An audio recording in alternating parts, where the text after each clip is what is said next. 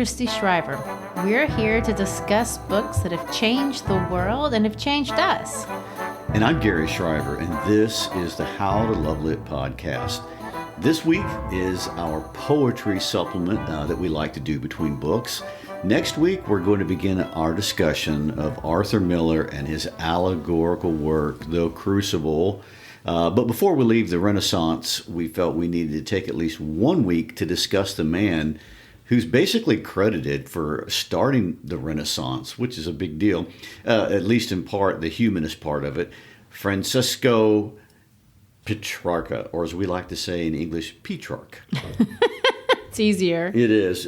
Christy, this is one man that is so differently studied in the field of history versus your field or the study of literature. It's a testimony to his incredible influence, no doubt. So true. Although everything intersects in the Renaissance, they were all Renaissance men, of course. But I neglected to point out, and it's something I probably should have, and it's definitely worth mentioning, that Machiavelli ended The Prince quoting Petrarch's famous poem, Canzoni 128, a beautiful poem where Petrarch calls Italy to unity. And here are some of those lines. Virtue against fury shall take up arms, and the fight be short, for ancient valor is not dead in Italian hearts. It's somewhat of a strange concept in the 1300s, which is when Petrarch lived, 200 years before Machiavelli. It may be even strange for the 1500s, and in Machiavelli's day, but a dream Machiavelli shared with Petrarch for their homeland, as they viewed it, not just as Tuscany, but as Italy, a nation. Yes, and there is so much strangeness involving Francesco Petrarch. I really don't know where to start. First of all, 700 years. That is a long time. Especially for us in the Americas, we don't even trace our history very well back that far. We kind of get lost that far back. My colleague and dear friend, Bill Bivens, teaches AP European history, and he speaks of Petrarch, and he talks about the important influence on humanistic thought. And we talked about that a little bit when we were beginning the intro with Machiavelli. But this idea that the Italians were going to revive the works of the Greeks and the Latins, Petrarch did that. Petrarch firmly believed that believing in Jesus Christ was not at odds with ancient classical pagan thought. And through his work, he tried to make this important connection between the two ways of looking at the world. Because for the most part, during the age before him, seeing the world through religious terms was completely at odds with looking at that way, and actually was considered heretical. People thought that if you were a Christian, you couldn't accept anything secular, and the ideas of the ancient thinkers were bad because they're not Christian. And even today, religion and secular thought often kind of come across as at odds against each other. But back then, the idea that you can merge those two things was a very crazy proposition. But in European history class, because I asked Mr. Bivens, what would you be reading? And he would say they study Petrarch's ascent up Mount Ventoux. A lot of teachers even read the famous letter that Petrarch wrote when he came back down, supposedly to his confessor priest that he used to confess to, documenting the climb and what happened when he got up there. And he pulled out a book by St. Augustine and read these most important words after he saw the beautiful view. And he claimed to the only reason he went up there was to see the view. Well, Christy, explain, why do you say supposedly? Good question. And the word supposedly looms over everything Petrarch. Petrarch addressed the letter to his confessor like it was some sort of private meditation of sorts about his trip up the mountain. But then he circulated the letter all over the place. And it was a very public piece of writing, so much so that we read it to this day. So there you go. The reason for doing that is something I want to talk about. But as far as climbing Mount Ventoux goes, Petrarch's climb up the mountain is extremely famous. Petrarch is even considered to be the informal patron saint of mountaineering. Who knew? I know it's a tangent, but for those of us who've never been to southern France, I think it's worth mentioning that Mount Ventoux is a famous mountain in the south of France that we know better today because part of the Tour de France, the enormous bike ride that goes through there, geographically, it kind of stands out by itself, so you can see it from all around. It's also unique because the peak is covered in limestone, making it look like it's covered in snow all year, even though it's not. It's considered one of the most grueling parts of the race and a reason why I refuse to enter. And I'm sure that's it. today, of course, most people drive to the top, as I would. And regardless, Petrarch's climb to the top is the first of thousands of pilgrimages up this famous mountain with the purpose of going up there just to see the view. Well, I'm sure that's how he intended it. Petrarch is considered to be, by the way, the first tourist. Not necessarily because he climbed Mount Ventoux, but because he's the first person to document traveling solely for pleasure. So there you go. There's a trend that caught on. Yes. But most of his time really was spent doing a lot of scholarly work, primarily in Latin. Much of it nobody but scholars ever reads anymore. But even though we don't read his original works, his ideas have disseminated through a lot of other writers after him. Example, Machiavelli, but many others. Connection. Another good example of how some of his ideas just kind of have taken off. Even that phrase, the Dark Ages, he coined that, and people use it all the time when they're talking about the Middle Ages. So let's go back. He's the father of tourism. Yes. What else did he start? Mountaineering. Created the sonnet. We're moving on. He's got a lot going on. So getting back to the Dark Ages, it's really a condescending term. I mean, of course it doesn't offend the people of the Middle Ages because they're obviously dead. But Middle Age scholars will tell you it was definitely not a dark period at all. I mean, lots of great things were going on. There's great thinking, great art, etc. But Petrarch thought that because it was an age right before his, the term itself is a great illustration of this idea that I hammer down all the time, and that is that we all must guard ourselves against the arrogance of the present. It's not just something we do only in the 21st century.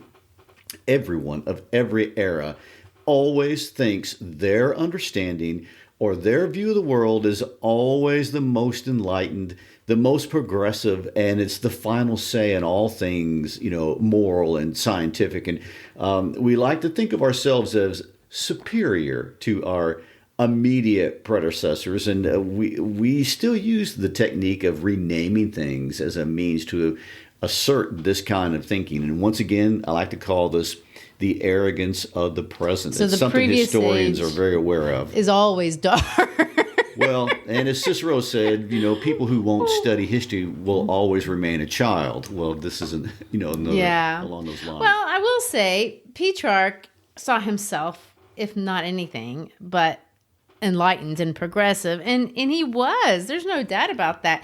He has made a name for himself, not just in history or philosophy, and not just mountaineering and touring, right, like we talked about. But you referred to this. I think, at least for me, his most lasting living legacy is in the form of the tiny little literary convention that we call the sonnet, which is a tad ironic.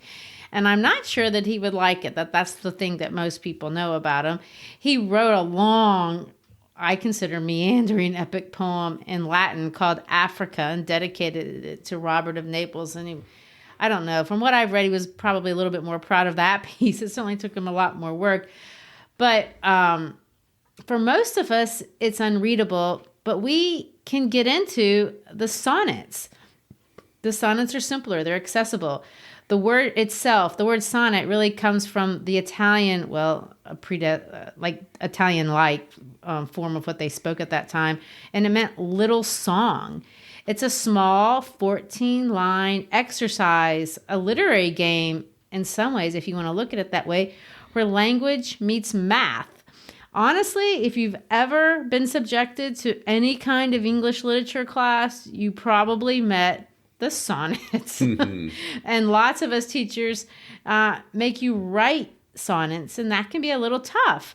Most students will prefer to read sonnets over other forms of poetry for no other reason than, they're only 14 lines, so you get through it if you're not a crazy poetry person. But Gary, do you remember reading sonnets in school? Did you write one, perchance? Well, first of all, if I read any sonnets in school, I've blocked them from my mind permanently. And I didn't have any Shakespearean facility with words, so I did not write love sonnets. But I just was a goofy guy. Well, the sonnet is a form, that's unfortunate. There's still time, really, of kind of a literary Sudoku, if you want to think of it that way.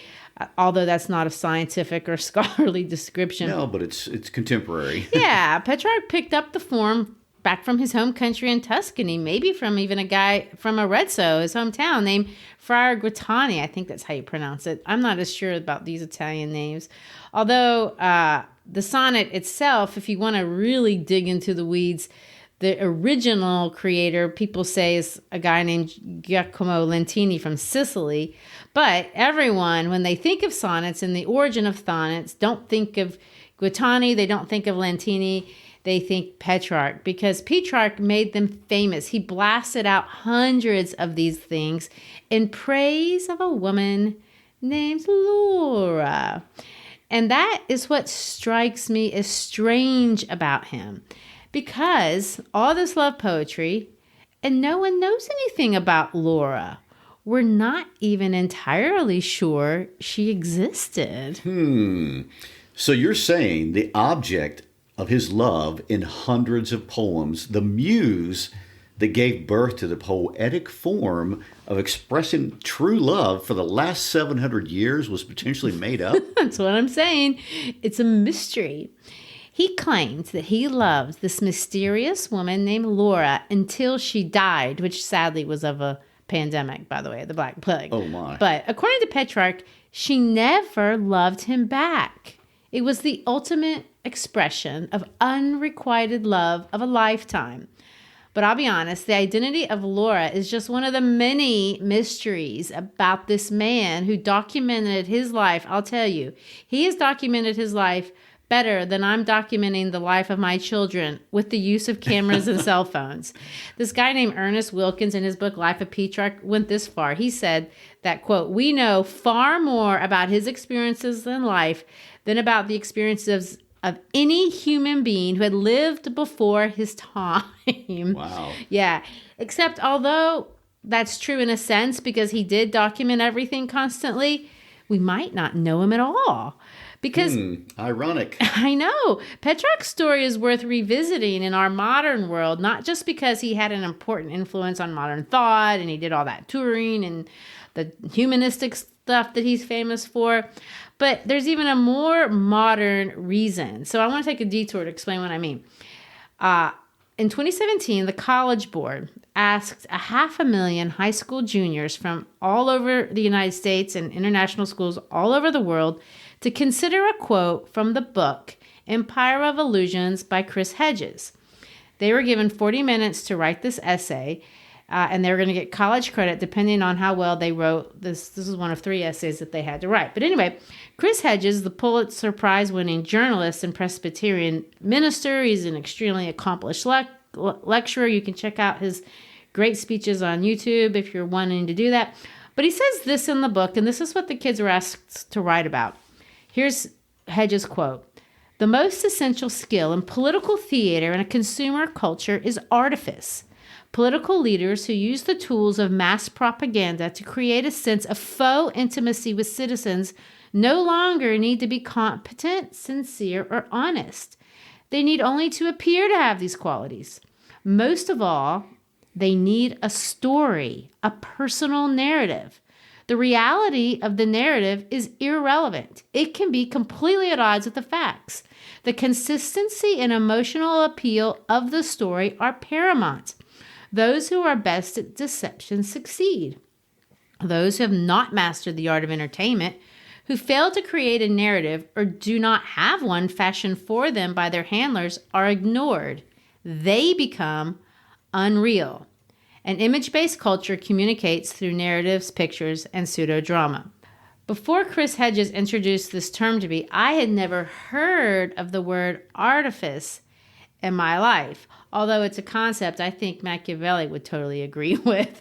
But anyway, I bring up Hedges because Petrarch, from my vantage point, is one of the first people to masterfully use artifice, this idea of creating the personal narrative, not only to become one of the most celebrated and influential men of his time.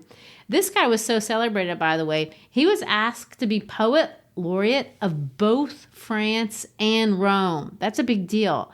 But his artifice has carried him 700 years into history, into Gloria, to use a Machiavelli's term.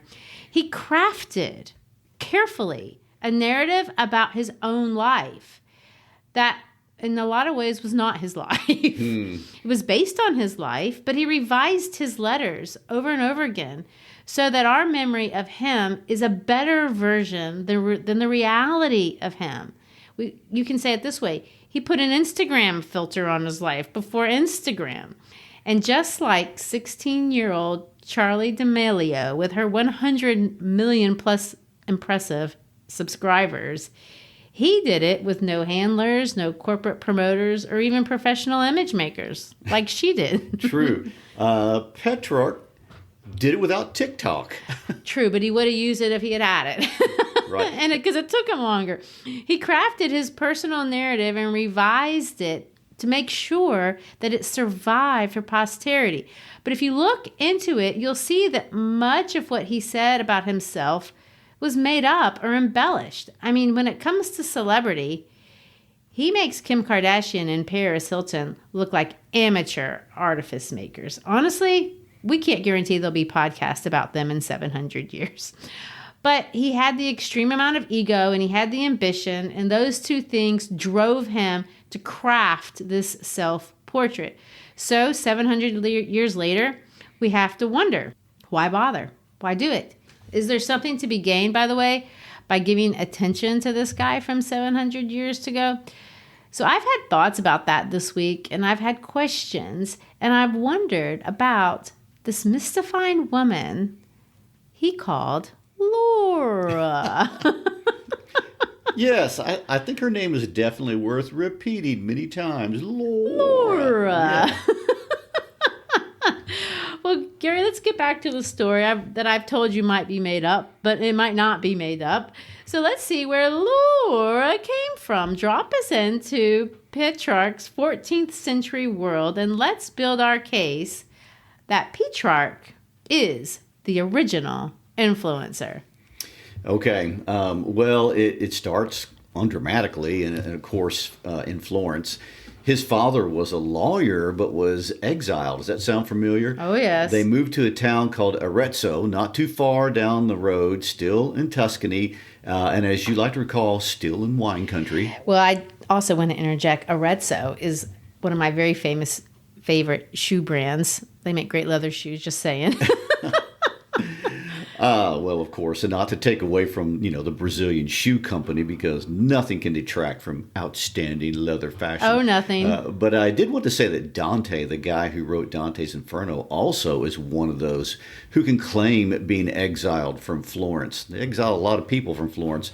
Anyway, Francesco was born on July 20th, 1304. His parents, not too long after, moved to Avignon, France. Now, they didn't just move to France for the wine and the cheese, although that's been a draw for millions since then. But there's a specific reason people were moving to Avignon at this time. The papal state had been exiled out of Rome, if you can believe it, and the Pope was taking residence and leading the church from Avignon. Petrarch's father was a lawyer in need of work, so he headed there to try to get a job. Avignon at the time was really too small for the number of people that were trying to move there. So the family really lived in a place about 15 miles away called Carpentras. That's my best pronunciation I of that. know. But it's in that general area. Now, the reason why we even bother with knowing all that is it twofold. First of all, it is in Avignon that Petrarch is going to fall in love with Laura. Whoever she may be. And it is with Laura that we will end our discussion today. But secondly, it's here Petrarch found his first love, and one he would pursue well beyond Laura's lifetime, his love of Latin. Probably a little less attractive than Laura. I know, but more long living, apparently. Yes. Well, Petrarch wanted and would eventually spend his entire life devoted to studying, transcribing, and hunting down manuscripts in Latin, thinking about and reviving interest in the classics that were written in Latin. He was especially enamored with Virgil. Petrarch, because his father insisted, went to law school in the town of Montpellier, which also is in southern France. But he didn't stay there. Not too long after that, he transferred to a school in Bologna, which is in Italy. But he didn't stay there either very long. In reality, Petrarch never stayed anywhere for too long. But in the case of law school, as soon as his father died in 1326, his career in law immediately went away and vanished. He famously said, and I quote, "I couldn't face making a merchandise of my mind." Oh, my. Oh, yes. Well, let me take over him here because this is the moment, that sacred moment, the moment that has changed the lives of lovers for 700 years, the moment where life and art meet to immortalize the sonnet, to immortalize unrequited love. It's the moment that will leave Olympic laurel leaves on the heads of students forevermore following in Petrarch's footsteps. Oh, Drum my. roll. Am I making it big enough? Yes. The date that will not live in infamy, but in sacred nobility. April 6, 1327. It is on this date that the flames of love are ignited. Let me quote Petrarch here, because he recalls this moment years later, and he says this: "As a young man, I was afflicted by a single love that was both fiery and pure. It would have lasted longer had it not been extinguished when the flames had already begun to burn low by a death that was bitter, but a lesson to me." Well, I do not understand his love of unrequited love. But let's be clear. He's claiming that he fell in love with a woman on April 6th, 1327, and stayed madly in love with her until she died. Yep, that's the claim. All right. Let me further quote him. "Laura, so renowned for her own virtues and so much celebrated in my poetry, was first manifested to my eyes when I was a young man in the church of St. Clair in Avignon at prime on 6 April 1327. In the same city, this world was deprived of her radiance at that same first hour, 6 April 1348. I happened at the time to be in Verona, unaware of my sorrowful fate." So there she goes. She was born and died on the same day. How interesting and convenient. Petrarch is claiming to have been in love with her for 21 years. Laura is the inspiration for 366 love poems. 317 of those were sonnets. These sonnets, as we are going to understand, will define love poetry, maybe for 700 years. They discuss pure love, idealized love, unrequited love. And some would argue, it's almost really uncontested, that Petrarch's lyric poetry codified the Italian language, which is a great accomplishment. But they're all centered around this woman, who, by the way, is not the mother of his children, although he does have children, and they do have a mother who I can't find anywhere who she is. Can't find Mrs. Petrarch? No, she's nothing, which is, that's another tangent. The beauty of the lyrics, though, in these sonnets, no one is going to contest those. And sometimes in English, we really can't understand the beauty of the sonnets. We can't even hear them because the problem is all of his work was written in Italian. So when you translate, obviously, a lyric poem from another language, you're going to lose all the beauty of the sounds and of the language. The rhymes are not going to be right. They're messed up. The euphony of the beats and everything, the alliteration, none of that is going to work when you translate it from language to language. But here's my point. There's absolutely no question that Petrarch wrote over 300 of Italy's most beautiful poems. to a woman named Laura. But it's strange. We don't know for sure if Laura is actually a human or if he just made her up or if he's, as he claims, this woman he just saw. Either way, again, why do it? Well, it's historically very ambiguous. I mean, in truth, we basically only have Petrarch's word for her. We don't know her family name, although a French scholar in 1533 named Maurice Schive made a very legitimate claim that Laura was from a little town called Vaucluse and even excavated remains from a grave that gives some credence to the possibility of Laura. Well, I know. And another theory is that she's this woman named Laura de Novis, who was the wife of Count Hugues of Sade. Boccaccio, the writer of the Decameron, but a really close friend of Petrarch, he's the one that said Laura was just an allegory of the crown of bay, which is the symbol of triumph, like you see from the Olympics. That's called a laurel, which is kind of close to the word Laura. Mm-hmm. So he made that case. And I find it interesting that one of Petrarch's closest friends would say that was how it went down, because he had just won, by the way, the laurel the year before. Well, it is weird, but there's no denying the strangeness of having the most self-documenting man in Western history document everything except the woman he's in love with, that no one can find, and who is not the mother of his children. And let me say, he was close to his children. His daughter, Francesca, and her husband were very important figures in his life. But I will say by the 1440s, historically, people have just accepted that there was a woman named Laura. Why not? And we have just kind of gone with it from there. So there were a couple of places that were identified as possible birthplaces, and the myth has kind of taken on a life of its own. By the 1600s, people were saying that she was a virgin, and there were people starting to make portraits of her. And the story has just gone on from there. And in some sense, it really doesn't matter now if it ever did. If she existed, it was only as a muse. They never had a real relationship. If she didn't, she was still an idea. And it's the idea of the pains and the torments that he's expressed in the sonnets that has taken off. Well, that's certainly true. There was a guy named Thomas Wyatt who lived in the 1500s. He, like Petrarch, was well-traveled. And he had gone down to Italy and brought this sonnet back to the British Isles, and he's credited for introducing it to English. He not only translated many of Petrarch's sonnets, but he wrote a lot of his own, modeling his work after Petrarch's. But another fun fact about Wyatt is that he might have had his own Laura. Exactly. If you've heard that name, you may recognize it came from a movie or two about Henry VIII, because Wyatt was rumored to have had romantic connections with Anne Boleyn and almost got himself killed over it, but that's another mystery for another day. Anyway, the broader point is this. Petrarch had an incredibly important impact, and wanted to, on the way that we think in terms of science, history, and how it merges with faith.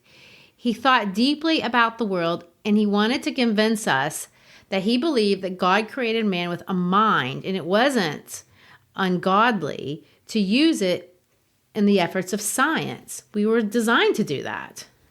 Well, he merged science and religion, and that changed so much about the world. His mind was logical, it was powerful, and he thought very, very deeply. And because of that, he had a message to get out to the world. And yet, in order to ensure that people heard him, he found it important to create a narrative, to use artifice, using Chris Hedges' language. And the story of Petrarch and Laura is a part of that effort. And the love narrative of Petrarch and Laura has taken on a life of its own. There have been hundreds of paintings of the untouchable Laura, and Franz Liszt, the composer, composed beautiful music. You can go listen to it, and it was inspired by Petrarch's poetry for Laura. Well, Petrarch, the father of humanism, original tourist, patron saint of mountaineering, the poet laureate of Rome, wrote an imaginary love story took an old troubadour trope, stuffed it in 14 lines of rhyming iambic pentameter, and used it to propel himself, his own celebrity, and his ideas into the history of the world. I mean, almost every educated person on planet Earth knows about this diddly-do we call the sonnet. I know it sounds like I'm grandizing his legacy, but I'm truly amazed by this. So I want to read the first Petrarchan sonnet that I ever read. Then we'll read a second one that he wrote later on. This first one is about Petrarch loving Laura and the pain of knowing that he can never have her. The second one is after Laura is dead. So Gary, will you read the Petrarchan Sonnet 104 for us? And after you do, we'll talk a little bit about the math behind the words. I know we're not going to get too much into the theme and the meaning of the poem, but there's other things I think that are more interesting when we talk about sonnets. Sure. This is Sonnet 104. I find no peace and bear no arms for war. I fear, I hope, I burn, yet shake with chill. I fly the heavens, huddle to earth's floor, embrace the world, yet all I grasp is nil. Love opens not, nor shuts my prison's door, nor claims me his, nor leaves me to my will. He slays me not, yet holds me evermore. Would life have me lifeless, yet bound to my ill? Eyeless I see, and tongueless I protest, and long to perish while I succor seek. Myself I hate, and would another woo. I feed on grief, I laugh with sob-racked breast, and death and life alike to me are bleak. My lady, thus I am because of you. It's very passionate. I think the French word is blason. We've talked about that before. But I love you so much, you've made my life miserable. Yes. But this is the way the Petrarchan sonnets work. Like all sonnets, well, I say all sonnets. There's never all. You can do whatever you want. Herman Melville wrote a long one, by the way. No one's surprised by that, with 15 lines. Oh, if you can't get through Moby Dick, I can't imagine getting through his sonnet. Well, his was 15 lines, but most sonnets are 14 lines, and they're divided into two parts. The Petrarchan ones are. The first part you call the octave, and the second part we call the sestet, so 8 and 6. And yes, I had to add that up on my fingers to make sure it adds up to 14. So you have to have 14 lines, and if it's Petrarchan, it's divided into two parts, the first part and the second part, and then you have the rhyming element, and it's in rhyme, and this is where English and Italian part ways, because English isn't a very good language for rhyming. Italian words rhyme far better. So for this one, what you're going to see is at the end of the line, we're going to assign it a letter. The first line here ends with the word war. So we're going to give the word war, we're going to call that A. The second line doesn't rhyme with war. So we're going to call that rhyme B. But then the third line rhymes with the first line. And so we're going to call that A. And we call that a rhyme scheme. So the rhyme scheme for the English translation of this poem is A, B, A, B, A, B, A, B. So the first 8, they all go back and forth. And then you have C, D, E, C, D, E. So those rhymes are different. I know that's a little bit confusing. And there's a couple of variations for this. This next one that we're going to read is different. The rhyme scheme is A, B, B, A, B, B, A. So the first line and the fourth line would rhyme, kind of like that. But the end is different too. C, D, C, C, D, C. So you can see that the rules are kind of strict, but then you can break them too. It's one of those things. The main thing that you want to see, and I never see anybody writing a Petrarchan sonnet that doesn't do this, is there's a shift in meaning between the first 8 lines and the second 6. And they call this the volta. That means the turn in Italian. And it's a turn of thought, the turn of argument. There's a rhetorical shift. The poem is making a position, and then it's going to dramatically change in the emotions or the thoughts that the poet is trying to express. So you can think of it this way. The first part 8 lines asks a question, and maybe the second part will give the answer. So want to read the second one? Yes. Oh, lovely little bird, I watch you fly, and grieving for the past I hear you sing. I see the night and a winter hastening, I see the day and happy summer die. If you could hear my heart in answer cry, its pain to your sad tune you'd swiftly wing. Into my bosom comfort you would bring, and we would weep together, you and I. All right, that's your first 8. A, B, B, A, A, B, B, A. Now we have the volta, the shift. 'Tis no equality of woe I fear, perhaps she lives whom you bewail from me. Have greedy death and heaven snatched my dear, but the dark autumn evening hour sets free the memory of many a banished year, so that let us talk of the past then tenderly. And then we have C, D, C, D, C, D. So A, B, B, A, B, B, A, C, D, C, D, C, D.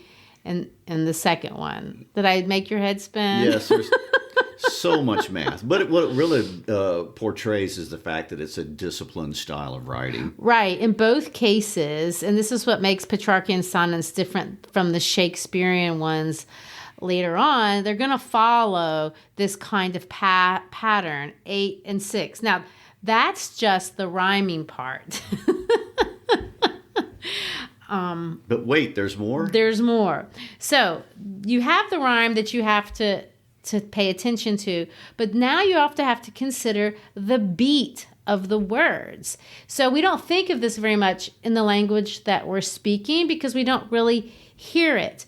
But words have accents. Some syllables have stronger accents than others. So poets are sensitive to the beat of the language. And what you're going to hear in these sonnets is called Iambic Pentameter. And we've talked about this when we read Ozymandias and a couple other poems. We even talked about it when we were doing Romeo and Juliet. The beat of the language is designed to stand out. So I don't speak Italian. I know, I'd love to, but I do speak Portuguese, which is a Romance language. And in the Romance languages, the beats, you're more aware of them. In Portuguese, we have accent marks that tells you what accents are supposed to be stronger than others. In English, we don't. So often we don't hear it. But let me illustrate by speaking in Portuguese. And I think when I speak in a different language, you'll hear the beat of the language more than just thinking about the words. Quando eu ensino essa ideia na minha aula na escola, eu sempre falo em português, porque os alunos nunca entendem o que estou falando, então eles podem ouvir com mais clareza os acentos que tem nas palavras. Now, could you hear the melody, the ba-pa-ra-pa-ra-pa-ra-pa-ra, when I did that, Gary? I'm going to say no. Well, the sounds, not the words, not the meanings, but it's the sounds that beat the rhythm that makes it pretty. That's why a lot of times we think, ooh, another language sounds prettier than my language, because we can hear that beat in another language than we can. And this is why we study poetry, because you're showing that poetry is really a discipline. Right. It is a discipline, because here, iambs is the name of the unit. It's when you have an unaccented with an accent. And then you have 5 of them. So that's the penta. Da-dun, da-dun, da-dun, da-dun, da-dun. If I say it really exaggerated, you might can hear it. I find no peace and bear no arms for war. Every other word has an accent. So you have to be careful when you're constructing the line that you don't say a word where the strong accent falls in the wrong place. You have to place this. That's why I say it's Sudoku. You have to place the strong beats in specific places. I hope, I'm sorry, I read it wrong. I fear, I hope, I burn, yet shake with chill. You couldn't say shake with chilly, because then you'd add an extra syllable and you mess it all up. You can't do that. So this is where English becomes a math game. In the same way that Scrabble is a math game. It's about words, but only deceptively, because it's about numbers. Sonnets are strictly constructed to conform to specific rules. And it's the confinement of the form that make it a challenge, maybe a fun challenge to try to write them. How do you say something so meaningful, rhyming every other line in a specific way and beating out to where every other syllable has a specific beat? It's definitely not impossible. Anybody can do it, but you can't do it easily. There's an app for that, but that's cheating. The fun is in the mental gymnastics. And when you finish, you come out with something beautiful. One year, when I was teaching sonnet to my kids, they were grumbling and saying, "You're making us write a sonnet. You should do it." And so I just did. And the other day when I was looking through my files of sonnets to do this podcast, I found my Petrarchan sonnet that I wrote. It's on our webpage if you want to see it, but I wrote it about my lost love for the stork Gary. Are you interested? Well, of course I'm interested. How could I, as your husband, not be interested in any love of yours? And I'm sorry to say I didn't know you had feelings for a stork. Oh, yes. It's a thing that really happened. Well, before we get to that fine ending, we do need to circle back to Petrarch, and I want to kind of go back to our discussion about Mount Ventoux, because like you were saying about the sonnet, Petrarch's influence on the way we think is so embedded into our culture that we don't often see it.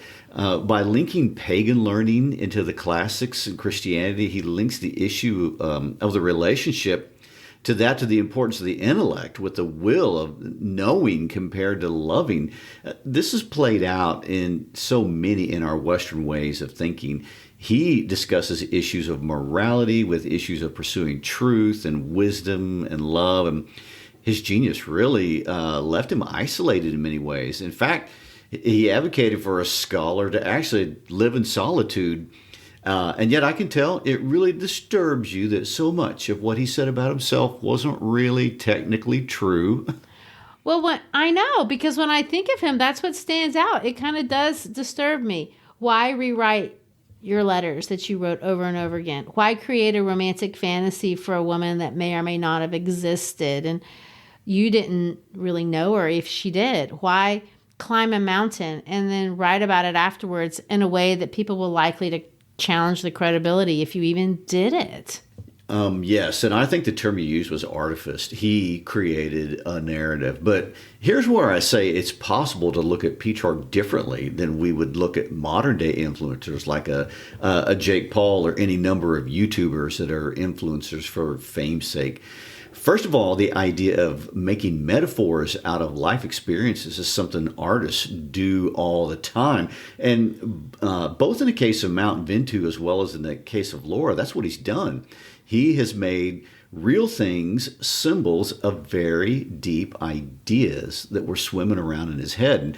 Here's a simple but modern example from our very own hills of Tennessee. Think about Dolly Parton. I love her.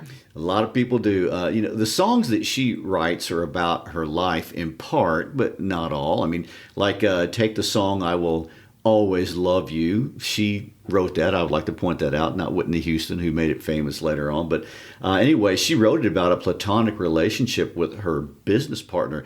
But Whitney sang it about a romantic partner. And, words are crafted by the artist, but a smart artist knows the words become someone else's story immediately when they read it. Yes, but, that doesn't answer the question about why he rewrote the accounts of his life, his letters, even the ascent to Mount Ventoux. That's only what you are talking about is only a part of it. Well, let's look at the sonnet he wrote about Laura. The first one we read was about the torture of feeling a love that you don't want to feel and know you can't have, and there's pain in that. Most of us on planet Earth have had some unrequited love. The Laura metaphor, whether she lived or didn't, really speaks for all of us, and he wanted to speak for all of us. And the second sonnet is about the loss of death, and it does the same thing. But let's look at what he's done by climbing Mount Ventoux. The metaphor is the mountain. What is that about? It's his determination to climb the mountain, and it's an expression of humanism. The movement he's credited for really starting, he climbed it for the sake of knowing. How nice. And what a nice thing to aspire to in life, really, for all of us. We can climb for the sake of knowing. He found happiness there. It's a physical and spiritual, intellectual experience. Petrarch wanted to not just be the man who knows, but the happy man who is skilled enough and daring enough to live purposefully, understanding the pains and joys of life, but finding enough beauty to sustain the hits. And the mountain metaphor communicates that, I guess. It's the art of artifice. Crafting the narrative gives longevity to the emotions, to the ideas that he had inside. That's really a brilliant thing to try to do, but it's also a very complicated thing. And he is, if nothing, a complicated man. And I want to end by an ironic complication about his end of life, because there's yet another mystery. So in 1981, this professor, and I'm not going to pronounce his name right, I'm sorry, by the name of Terabile Wheel-Marin. So in honor of Petrarch's 700th birthday, they assembled a group to go over and open Petrarch's tomb. The idea was to excavate his body so that through modern technology, we could recreate what he actually looked like. But here's the crazy part. When they dug up the body, it was definitely his body, but his head had been decapitated, and there was a different head in the grave. Sounds like a Poe story, Edgar Allan. I know. And what's even stranger, the head that they found is of a woman. Any thoughts on that? It's not possible that Petrarch could have possibly created that piece of artifice. Obviously, they weren't anticipating DNA testing at that point. Well, anyway, you never know. Maybe it was Laura. You could never know. Maybe so. But anyway, I guess that'll end it for today, and it ends our discussion of the Renaissance. Indeed, it does. We'll be moving on. Thanks for being with us. We'd like to ask you to text an episode to a friend, to check us out on our How to Love Lit podcast page, to check us out on Facebook and on Instagram. Become our friend. Keep up with what's going on. And we also love hearing from you all. Until next time. Peace out.